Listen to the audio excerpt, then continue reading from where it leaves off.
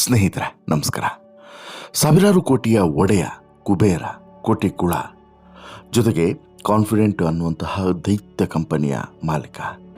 ಇಷ್ಟೆಲ್ಲ ಇದ್ರೂ ಕೂಡ, ಕೋಟಿಗಟ್ಟಲೆ ಆಸ್ತಿ ಎಲ್ಲವೂ ಕೂಡ ಇದ್ರೂ ಒಂದು ಚಿಕ್ಕ ಕಾರಣಕ್ಕೆ ಗನ್ನನ್ನು ತೆಗೆದುಕೊಂಡು ಶೂಟ್ ಮಾಡಿಕೊಂಡು ತನ್ನ ಜೀವವನ್ನು ತಾನೇ ತೆಗೆದುಕೊಳ್ಳುತ್ತಾನೆ ಅಂತ ಹೇಳಿದ್ರೆ ರಾಯ್ಗೆ ಇದ್ದಂತಹ ಒಂದು ಸಮಸ್ಯೆ ಆದರೂ ಏನು ಅನ್ನುವಂಥ ಪ್ರಶ್ನೆ ಸಹಜವಾಗಿ ಎಲ್ಲರಲ್ಲೂ ಕೂಡ ಮೂಡುವಂಥದ್ದೇ. ವಿಧಿಯ ಆಟದ ಮುಂದೆ ಯಾವುದೂ ಕೂಡ ನಡೆಯೋದಿಲ್ಲ ಅನ್ನೋದಕ್ಕೆ ಸಾಕ್ಷಿ ಇದು. ಈಗ ಇಡೀ ಈ ಕಾನ್ಫಿಡೆಂಟು ಸಾಮ್ರಾಜ್ಯ ಏನಿದೆ, ಈ ಸಾಮ್ರಾಜ್ಯದ ಮುಂದಿನ ಅಧಿಪತಿ ಯಾರು, ಉತ್ತರಾಧಿಕಾರಿ ಯಾರು ಅನ್ನುವಂತಹ ಪ್ರಶ್ನೆ ಎಲ್ಲರಲ್ಲೂ ಕೂಡ ಇದೆ. ರಾಯ್ ಹೋಗೋದು ಹೋಗಾಯಿತು, ಮಣ್ಣಲ್ಲಿ ಮಣ್ಣಾಗಾಯಿತು, ಎಲ್ಲದೂ ಕೂಡ ಮುಗೀತು. ವಿಧಿ ಆಟದ ಪ್ರಕಾರನೇ ಪ್ರತಿಯೊಂದು ಕೂಡ ನಡೀತು. ಆದರೆ ಈಗ ಸರಿ, ರಾಯ್ ಹೋದ್ಮೇಲೆ ರಾಯ್ ಕಟ್ಟಿರುವಂಥ ಸಾಮ್ರಾಜ್ಯಕ್ಕೆ ಯಾರಾದರೂ ಒಬ್ಬರು ಮುನ್ನಡೆಸುವಂಥ ಸಾರಥಿ ಬೇಕಲ್ವಾ? ಅದು ಯಾರು? ಹಾಗೆಯೇ ಈಗ ಸರಿ, IT ಇಲಾಖೆಯ ನಿರಂತರವಾದಂಥ ಕಿರುಕುಳನೇ ರಾಯ್ ಜೀವವನ್ನು ತೆಗೆದುಕೊಳ್ಳೋದಕ್ಕೆ ಕಾರಣ ಅಂತಲೇ ಇಟ್ಕೊಳ್ಳೋಣ. ಹಾಗಿದ್ದರೆ ಇಲ್ಲಿ ಈ ರೀತಿಯಾದಂಥ ನಿರಂತರವಾದಂಥ ಕಿರುಕುಳಕ್ಕೆ ರಾಯ್ ಎಲ್ಲೋ ಒಂದು ಕಡೆ ತಾನೇ ತಪ್ಪು ಮಾಡಿದ್ರ? ಅಂದರೆ ಮಗನನ್ನು ಕೆಲವೊಂದಷ್ಟು ಬಿಸ್ನೆಸ್ಗಳಿಗೆ ಇನ್ವಾಲ್ವ್ ಆಗುವಂತೆ ಮಾಡಿ, ಮಗ ಮಾಡಿದಂಥ ಕೆಲವೊಂದಷ್ಟು ಎಡವಟ್ಟುಗಳಿಂದ ರಾಯ್ಗೆ ಸಂಕಷ್ಟ ಎದುರಾಯ್ತಾ? ಹೀಗೆ ಕೂಡ ಅನುಮಾನ ಮೂಡ್ತಾ ಇದೆ. ಹಾಗಾದರೆ ರಾಯ್ ಮುಂದಿನ, ಈಗ ರಾಯ್ದು ಕಂಪ್ಲೀಟಾಗಿ ಮುಗೀತು, ಈಗ ರಾಯ್ದು ಮಗಂದು ಸಾಮ್ರಾಜ್ಯ ಆತ ಮುನ್ನಡೆಸ್ಕೊಂಡು ಹೋಗಬೇಕು. ಆತನ ಮುಂದಿನ ದಿನಗಳು ಹೇಗಿರ್ಬೋದು, ಎಷ್ಟು ಚಾಲೆಂಜಸ್ ಆಗಿರಬಹುದು, ಇನ್ನು ಬೇರೆ ಬೇರೆ ಚಾಲೆಂಜಸ್ಗಳು ಇನ್ನು ಮುಂದೆ ಬರುವಂಥದ್ದು, ಆ ಚಾಲೆಂಜಸ್ಗಳನ್ನು ಹೇಗೆಲ್ಲ ಹ್ಯಾಂಡಲ್ ಮಾಡಬಹುದು ಎಲ್ಲವನ್ನು ಕೂಡ ಒಂದು ಬೈ ಒಂದು ನೋಡ್ತಾ ಹೋಗೋಣ. ಅದಕ್ಕಿಂತ ಮುಂಚೆ ನೀವು ಇನ್ನೂ ಕೂಡ ನಮ್ಮ ಚಾನಲನ್ನು ಸಬ್ಸ್ಕ್ರೈಬ್ ಮಾಡಿಲ್ಲ ಅಂದರೆ ದಯವಿಟ್ಟು ಕೂಡಲೇ ಸಬ್ಸ್ಕ್ರೈಬ್ ಮಾಡಿ ಸ್ನೇಹಿತರೆ. ನಿಮಗೆ ಗೊತ್ತಿರೋ ಹಾಗೆ CJ ರಾಯ್ ಸಾಮಾನ್ಯವಾದಂಥ ವ್ಯಕ್ತಿ ಅಲ್ಲ, ಸಾವಿರಾರು ಕೋಟಿಯ ಒಡೆಯ.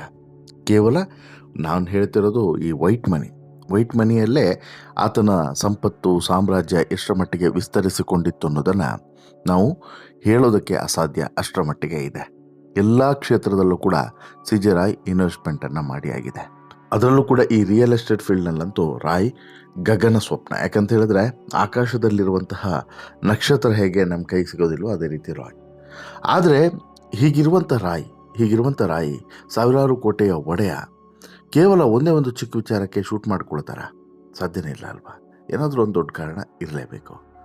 ಹೀಗಿರುವಂಥ ಸಂದರ್ಭದಲ್ಲಿ ಈಗ ಶೂಟ್ ಮಾಡ್ಕೊಂಡಾಯಿತು, ಮಣ್ಣಲ್ಲಿ ಮಣ್ಣಾಗಿಯೂ ಆಯಿತು.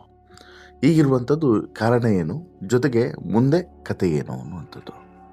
CJ ರಾಯ್ ದುರಂತ ಅಂತ್ಯದ ಬಳಿಕ ಸಾವಿರಾರು ಕೋಟಿ ರೂಪಾಯಿ ವ್ಯವಹಾರವನ್ನು ನಡೆಸುವಂತಹ ಕಾನ್ಫಿಡೆಂಟ್ ಗ್ರೂಪ್ ಉದ್ಯಮವನ್ನು ಮುನ್ನಡೆಸುವಂತಹ ಸಾರಥಿ ಯಾರು ಅನ್ನುವಂಥದ್ದು ಈಗಿರುವಂಥ ಪ್ರಶ್ನೆ. ಪ್ರಮುಖವಾಗಿ ರಿಯಲ್ ಎಸ್ಟೇಟ್ ಉದ್ಯಮವನ್ನು ನಡೆಸೋದಕ್ಕೆ ಚಾಕಚಕ್ಯತೆ ಮತ್ತು ಸರಿಯಾದಂಥ ನಿರ್ಧಾರಗಳು ಅತ್ಯಗತ್ಯ. CJ ರಾಯ್ ಅತ್ಯಂತ ಯಶಸ್ವಿಯಾಗಿ ಕಾನ್ಫಿಡೆಂಟ್ ಗ್ರೂಪನ್ನು ಕಟ್ಟಿ ಬೆಳೆಸಿದಂಥ ವ್ಯಕ್ತಿ.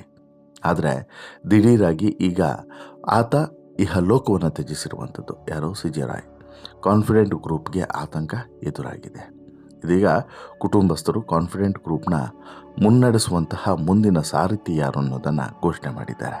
CJ ರಾಯ್ ಸಹೋದರ CJ ಬಾಬು ಅವರು ಕುಟುಂಬದ ನಿಲುವನ್ನು ಸ್ಪಷ್ಟವಾಗಿ ಅನೌನ್ಸ್ ಮಾಡಿದ್ದಾರೆ. ಕಾನ್ಫಿಡೆಂಟ್ ಗ್ರೂಪ್ನ ಜವಾಬ್ದಾರಿ ಈಗ CJ ರಾಯ್ ಪುತ್ರ ರೋಹಿತ್ ರಾಯ್ ಹೆಗಲಿಗೆ ಏರಿದೆ. ಹೌದು, ನಂಬಲೇಬೇಕು, ಅಚ್ಚರಿಯಾದರೂ ಕೂಡ ಇದು ಸತ್ಯ. ಕಾನ್ಫಿಡೆಂಟ್ ಗ್ರೂಪ್ನ ಜವಾಬ್ದಾರಿ ಕಂಪ್ಲೀಟಾಗಿ CJ ರಾಯ್ ಅವರ ಪುತ್ರ ರೋಹಿತ್ ರಾಯ್ ಅವರ ಹೆಗಲಿಗೆ ಏರಿದೆ. ಹಾಗೆಯೇ ಕಾನ್ಫಿಡೆಂಟ್ ಗ್ರೂಪ್ ಕೇರಳದ ಉಸ್ತುವಾರಿ ಜೋಸೆಫ್ ಅವರ ಹೆಗಲಿಗೂ ಕೂಡ ಬಂದಿದೆ. ಕೇರಳದಲ್ಲಿ ಈ ಜೋಸೆಫ್ ಈ ಉಸ್ತುವಾರಿಯನ್ನು ನೋಡಿಕೊಳ್ಳಲಿದ್ದಾರೆ. ಬಟ್ ಅವರ ಮೇಲ್ಗಡೆ CJ ರಾಯ್ ಅವರ ಪುತ್ರ ರೋಹಿತ್ ರಾಯ್ ಅವರೇ ಇರ್ತಾರೆ. ಈ ಘೋಷಣೆಯನ್ನು CJ ರಾಯ್ ಸಹೋದರ CJ ಬಾಬು ಮಾಡಿದ್ದಾರೆ. CJ ಬಾಬು ಕೂಡ ವೈಲ್ಡ್ ಗೋಲ್ಡ್ ಅನ್ನುವಂಥ ಸಂಸ್ಥೆ ಇದ್ದಾರೆ, ವೈಟ್ ಗೋಲ್ಡ್ ಸಂಸ್ಥೆಯ ಮಾಲೀಕ. ಅವರು ಕೂಡ ಏನು ಕಡಿಮೆ ಇಲ್ಲ, ಒಳ್ಳೆಯ ಆಸ್ತಿ ಇದೆ. ಬಟ್ CJ ರಾಯ್ ಅವರ ಲೆವೆಲ್ಗೆ ಇಲ್ಲ. ಇನ್ನು ಕಾನ್ಫಿಡೆಂಟ್ ಗ್ರೂಪ್ನ ನಿರ್ದೇಶಕರಾಗಿರುವಂಥ ಜೋಸೆಫ್ ಹಾಗೂ CJ ರಾಯ್ ಅವರ ಪುತ್ರ ರೋಹಿತ್ ರಾಯ್ ಕಾನ್ಫಿಡೆಂಟ್ ಗ್ರೂಪನ್ನು ಮುನ್ನಡೆಸ್ತಾರೆ. ಕಂಪನಿಯ ಎಲ್ಲ ವ್ಯವಹಾರ ಯೋಜನೆಗಳನ್ನು ನಿಗದಿಯಂತೆ ನಿರ್ಧರಿಸಿದಂತೆ ಮುನ್ನಡೆಸ್ಕೊಂಡು ಹೋಗ್ತಾರೆ ಅನ್ನುವಂತಹ ಸ್ಪಷ್ಟವಾದಂತಹ ಸೂಚನೆಯನ್ನು ಈಗಾಗಲೇ CJ ಬಾಬು ಅವರು ಕೊಟ್ಬಿಟ್ಟಿದ್ದಾರೆ. ಯಾಕೆ CJ ಬಾಬು ಯಾಕೆ ಇವೆಲ್ಲ ಇನ್ಫಾರ್ಮೇಷನ್ಸ್ ಕೊಟ್ಟಿದ್ದಾರೆ ಅಂತ ಹೇಳಿದ್ರೆ, ಮಾರ್ಕೆಟಲ್ಲಿ ಫ್ಲಕ್ಚುಯೇಟ್ಗಳು ಆಗಬಾರ್ದು, ತಲೆ ಕೆಡಿಸ್ಕೊಂಡು ಈ ಗ್ರಾಹಕರು ಕೂರಬಾರ್ದು ಅನ್ನುವಂಥ ಕಾರಣಕ್ಕೋಸ್ಕರ. ಇನ್ನೊಂದು ಸಮಾಧಾನದ ಸಂಗತಿ ಏನು ಅಂತ ಹೇಳಿದ್ರೆ, ಕಾನ್ಫಿಡೆಂಟ್ ಗ್ರೂಪ್ ಯಾವುದೇ ಸಾಲವನ್ನು ಮಾಡಿ ರಿಯಲ್ ಎಸ್ಟೇಟ್ ಉದ್ಯಮವನ್ನು ನಡೆಸಿಲ್ಲ ಅನ್ನುವಂಥದ್ದು. ಇತ್ತ ಸಿ ಜೆ ರಾಯ್ ಅವರಿಗೂ ಕೂಡ ಯಾವುದೇ ಸಾಲ ಇರಲಿಲ್ಲ, ಜೊತೆಗೆ ಆರ್ಥಿಕವಾಗಿ ಸಮಸ್ಯೆಯೂ ಕೂಡ ಇರಲಿಲ್ಲ. ಹೀಗಾಗಿ ಸಿ ಜೆ ರಾಯ್ ಅವರು ಯಾವ ಕಾರಣಕ್ಕೆ ದುರಂತ ಅಂತ್ಯವನ್ನು ಕಂಡಿದ್ದಾರೆ ಅನ್ನುವಂಥ ಪ್ರಶ್ನೆಗೆ ಉತ್ತರವನ್ನು ಹುಡುಕುತ್ತಾ ಕೂರುವಂಥ ಸಂದರ್ಭದಲ್ಲಿ ಈಗ ಬಾಬು ಹೇಳಿರುವಂಥ ಮಾತುಗಳು ತುಂಬ ಇಂಪಾರ್ಟೆಂಟ್ ಆಗ್ತದೆ.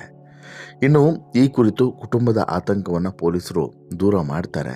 ಹಾಗೆಯೇ ಒಂದಷ್ಟು ಪ್ರಶ್ನೆಗಳಿದ್ದು ಅದನ್ನು ಕೂಡ ಪೊಲೀಸರಿಗೆ ತಿಳಿಸಿದ್ದೀವಿ. ಕರ್ನಾಟಕ ಪೊಲೀಸರ ತನಿಖೆ ಬಗ್ಗೆ ತೃಪ್ತಿ ವ್ಯಕ್ತಪಡಿಸಿದಂಥವರು ತನಗೆ 3 ಬಾರಿ ಕರೆ ಮಾಡಿದ್ರು ಅನ್ನುವಂಥ ವಿಚಾರವನ್ನು ಕೂಡ ಬಾಬು ಹೇಳ್ತಾ, ಈಗ ಮತ್ತೊಂದು ವಿಚಾರದ ಬಗ್ಗೆನೂ ಕೂಡ ಇಲ್ಲಿ ಮಾತುಗಳು ಬರ್ತಾ ಇದ್ದಾವೆ. ಏನು? ಸಿ ಜೆ ರಾವ್ ಅವರ ಈ ಒಂದು ಘಟನೆ ಏನಿದೆ, ಇದು ಸಹಜವಾಗಿ ಪದಗಳಲ್ಲಿ ಹೇಳೋದಕ್ಕೆ ಸಾಧ್ಯವಿಲ್ಲ ಅಂತೇಳಿ ಮಗ ರೋಹಿತ್ ಹೇಳಿದ್ದಾರೆ. ನನ್ನ ತಂದೆ ಒಬ್ಬ ಅಸಾಮಾನ್ಯ ವ್ಯಕ್ತಿ. ನನ್ನ ತಂದೆ ಮಹಾನ್ ವ್ಯಕ್ತಿ ಅಂತಲೇ ನಾನು ಕರಿತೀನಿ. ಜೊತೆಗೆ ಈ ವೇಳೆ ಮಾಧ್ಯಮಗಳು ನಮಗೆ ಕೊಟ್ಟಂಥ ಬೆಂಬಲಕ್ಕೂ ಕೂಡ ನಾನು ಧನ್ಯವಾದವನ್ನು ಹೇಳ್ತೀನಿ. ಅವರ ನಷ್ಟದಿಂದ ನಮಗಾದಂತಹ ನಷ್ಟಗಳು ವಿವರಿಸೋದಕ್ಕೆ ಅಸಾಧ್ಯ. ಆದಾಯ ತೆರಿಗೆ ಅಧಿಕಾರಿಗಳಿಂದ ಯಾವುದೇ ಒತ್ತಡದ ಬಗ್ಗೆ ತಂದೆ ನನ್ನ ಬಳಿ ಏನನ್ನು ಕೂಡ ನೇರವಾಗಿ ಹೇಳಿಲ್ಲ ಅನ್ನುವಂಥ ವಿಚಾರವನ್ನು ಕೂಡ ಹೇಳಿದ್ದಾರೆ. ಕುಟುಂಬಕ್ಕೆ ಆದಂಥ ದೊಡ್ಡ ನಷ್ಟವನ್ನು ಎಕ್ಸ್ಪ್ಲೇನ್ ಮಾಡೋದಕ್ಕೆ ಅಸಾಧ್ಯ ಅನ್ನುವಂಥ ವಿಚಾರವನ್ನು ಕೂಡ ಹೇಳಿದ್ದಾರೆ. ಆದರೆ ಇಲ್ಲಿ ಮಣ್ಣಲ್ಲಿ ಮಣ್ಣಾಗಿ ಹೋಗಿರುವಂತಹ ಸಿ ಜೆ ರಾಯ್ ಅವರು ಈಗ ತುಂಬ ಅಂದರೆ ಆಸೆ ಇಟ್ಕೊಂಡು ಕಟ್ಟಿದಂಥ ಕಂಪನಿಯ ಭವಿಷ್ಯದ ಬಗ್ಗೆನೂ ಕೂಡ ಒಂದಷ್ಟು ಚಿಂತೆ ಮತ್ತು ಬೇರೆ ಬೇರೆ ಆಲೋಚನೆಗಳು ಕೂಡ ಬರ್ತಿದ್ದಾವೆ. ಮತ್ತೊಂದು ಮಾಹಿತಿಯ ಪ್ರಕಾರ ಇವತ್ತು ಸಿ ಜೆ ರಾಯ್ ಅವರಿಗೆ ಸಂಕಷ್ಟ ಬರೋದಕ್ಕೆ ಸ್ವತಃ ಸಿ ಜೆ ರಾಯ್ ಅವರ ಪುತ್ರನೂ ಕೂಡ ಕಾರಣಕರ್ತನಾಗಿದ್ದಾನೆ ಎನ್ನುವಂಥ ಮಾತುಗಳು ಕೂಡ ಕೇಳಿ ಬರ್ತಿದ್ದಾವೆ. ಹೇಗೆ ಮತ್ತು ಯಾಕೆ ಅಂತೇಳಿ ಕೇಳಿದ್ರೆ, ಸಿ ಜೆ ರಾಯ್ ಅವರ ಪುತ್ರ ಈ ರೋಹಿತ್ ರಾಯ್ ಅವರು ಕೆಲವೊಂದಷ್ಟು ಉದ್ಯಮಗಳಲ್ಲಿ ದುಬೈನಲ್ಲಿ ಇನ್ವೆಸ್ಟ್ಮೆಂಟನ್ನು ಮಾಡಿರ್ತಾರೆ. ಜೊತೆಗೆ ಅದನ್ನು ಪ್ರಾಪರಾಗಿ ಡಾಕ್ಯುಮೆಂಟೇಷನ್ ಮಾಡಿರಲ್ಲ. ಆಮೇಲೆ ಈ ಇನ್ಕಮ್ ಟ್ಯಾಕ್ಸ್ ವಿಚಾರದಲ್ಲೂ ಕೂಡ ಎಲ್ಲೋ ಒಂದು ಕಡೆ ಕೆಲವೊಂದಷ್ಟು ನೆಗ್ಲೆಕ್ಟ್ಗಳನ್ನು ಮಾಡಿರ್ತಾರೆ. ಇದು ಬಹುಶಃ ರಾಯ್ ಅವರ ಮೇಲೆ ನಿರಂತರವಾಗಿ ರೇಡ್ಗಳು ನಡೆಯೋದಕ್ಕೆ ಕಾರಣವಾಯಿತು ಅನ್ನುವಂಥದ್ದು ಕೆಲವರ ಅಭಿಪ್ರಾಯ. ಆಮೇಲೆ ಕೆಲವು ಕಡೆ ಏನಾಗ್ತದೆ, ಏನೋ ಒಂದು 10 ರೂಪಾಯಿ ಉಳ್ಸೋಕ್ಕೋಗಿ ಇಲ್ಲಿ 10,000 ರೂಪಾಯಿ ಕಳ್ಕೊಳ್ಳುವಂಥ ಪರಿಸ್ಥಿತಿ ನಿರ್ಮಾಣ ಆಗ್ತದೆ. ಅದರಲ್ಲೂ ಕೂಡ ಈ ದೊಡ್ಡವ್ರು ಮಾಡೋದು ಹಾಗೆ, ಏನೋ ಒಂದು ಚಿಕ್ಕದು ಮಾಡೋಕ್ಕೆ ಹೋಗ್ತಾರೆ, ದೊಡ್ಡದೊಂದು ಎಡವಟ್ಟು ಹಿಂದ್ಗಡೆ ಕಾಯ್ತಾ ಕೂತಿರ್ತದೆ. ಅದೇ ರೀತಿಯನ್ನು ಮಾಡಿದ್ದಾರೆ. ಚಿಕ್ಕದೇನೋ ಉಳ್ಸೋಕ್ಕೋಗಿ ದೊಡ್ಡ ಹೊಡೆತವನ್ನೇ ಈಗ ಅನುಭವಿಸುವಂಥ ಪರಿಸ್ಥಿತಿ ಬಂದಿದೆ. ಬಟ್ ಒಂದೇನೋ ಅಂತ ಸಮಾಧಾನ ಅಂದರೆ, ಈಗ ರೋಹಿತ್ ಅವರಿಗೆ ಜವಾಬ್ದಾರಿಯನ್ನು ಕೊಟ್ಟಿದ್ದಾರೆ, ಬಟ್ ಅದನ್ನು ಮಾನಿಟರ್ ಮಾಡುವಂಥ ಅವಕಾಶನೂ ಕೂಡ ಕೊಟ್ಟಿದ್ದಾರೆ. ಹಾಗಾಗಿ ಎಲ್ಲೋ ಒಂದು ಕಡೆ ಸಾಮ್ರಾಜ್ಯ ಕರಗುವಂತೆ ರೋಹಿತ್ ಮಾಡಲಿಕ್ಕಿಲ್ಲ ಅನ್ನೋದು ಕೂಡ ಸತ್ಯ. ಹಾಗೆಯೇ ರೋಹಿತ್ ವಿಚಾರದಲ್ಲಿ ಈಗಾಗಲೇ ಇರುವಂಥ ಆರೋಪ ಅಂದರೆ ಕೆಲವೊಂದಷ್ಟು ತಪ್ಪುಗಳನ್ನು ರೋಹಿತ್ ಮಾಡಿದ್ದಾರೆ ಇನ್ವೆಸ್ಟ್ಮೆಂಟು ಬಿಸ್ನೆಸ್ ವಿಚಾರದಲ್ಲಿ ಅಂತೇಳಿ. ಅದು ಬಹುಶಃ ಇನ್ನು ಮುಂದೆ ಸರಿ ಹೋಗ್ಬೋದು. ಹಾಗೆಯೇ ಐ ಟಿ ಅಧಿಕಾರಿಗಳಂತೂ ಏನಾದ್ರೂ ಕೂಡ ಇವ್ರು ಗುಂಡು ಹೊಡ್ಕೊಂಡು ಹೋದರು ಅಲ್ಲಿಗೆ ಬಿಟ್ಟುಬಿಡ್ತಾರಾ? ಖಂಡಿತವಾಗ್ಲೂ ಇಲ್ಲ. ಅದಕ್ಕೆ ತಾರ್ಕಿಕವಾದಂಥ ಅಂತ್ಯವನ್ನು ಕಾಣಿಸೋರಿಗೆ ಐ ಟಿ ಅಧಿಕಾರಿಗಳು ಕೂಡ ಬಿಡೋದಿಲ್ಲ. ಐ ಟಿ ಅಧಿಕಾರಿಗಳಿಗೆ ರೋಹಿತ್ ಕೂಡ ಇನ್ನು ಮುಂದೆ ಸಪೋರ್ಟನ್ನು ಕೊಡಬೇಕಾಗುತ್ತೆ. ಹಾಗೆಯೇ ಇಡೀ ಸಂಸ್ಥೆ ಸಪೋರ್ಟಾಗಿ ನಿಲ್ಲಬೇಕಾಗ್ತದೆ. ನೋಡೋಣ ಏನೆಲ್ಲ ಆಗುತ್ತೆ ಅಂತ ಹೇಳ್ಬಿಟ್ಟು. ಬಟ್ ಒಂದಂತೂ ಸತ್ಯ ಸ್ನೇಹಿತರೆ, ಇಷ್ಟು ದಿನಗಳ ಕಾಲ ಇದ್ದಂತಹ ಅನುಮಾನ ಮತ್ತು ಇನ್ನು ಮುಂದೆ ಇರುವಂಥ ಅನುಮಾನ ಬೇರೆ ಬೇರೆ ರೀತಿಯಲ್ಲೇ ಇದೆ. ಇನ್ನು ಮುಂದೆ ಯಾವ ರೀತಿ ತಿರುವು ಮತ್ತು ಟ್ವಿಸ್ಟ್ಗಳನ್ನು ಪಡೆದುಕೊಳ್ಳುತ್ತೆ ಅನ್ನೋದನ್ನು ಕಾದು ನೋಡಲೇಬೇಕು. ಒಟ್ಟಾರೆ ನಿಮಗೇನು ಅನಿಸುತ್ತೆ ಸ್ನೇಹಿತರೆ, ಈ ಎಲ್ಲ ಬೆಳವಣಿಗೆಗಳನ್ನು ಗಮನಿಸಿದಾಗ ನಿಮಗೇನು ಅನಿಸುತ್ತೆ? ದಯವಿಟ್ಟು ನಿಮ್ಮ ಅಭಿಪ್ರಾಯವನ್ನು ಕಮೆಂಟ್ ಮಾಡಿ ತಿಳಿಸಿ. ಜೊತೆಗೆ ರಾಯ್ ಉತ್ತರಾಧಿಕಾರಿ ರೋಹಿತ್ ರಾಯ್ ಬಗ್ಗೆನೂ ಕೂಡ ನಿಮ್ಮ ಅಭಿಪ್ರಾಯವನ್ನು ಕಮೆಂಟ್ ಮಾಡಿ ತಿಳಿಸಿ. ಈ ಸ್ಟೋರಿ ಇಷ್ಟ ಆಯಿತು ಅಂತ ಹೇಳಿದ್ರೆ ಲೈಕ್ ಮಾಡಿ, ಶೇರ್ ಮಾಡಿ, ಚಾನಲ್ಗೆ ಸಬ್ಸ್ಕ್ರೈಬ್ ಆಗೋದನ್ನು ಮರಿಬೇಡಿ. ಧನ್ಯವಾದ.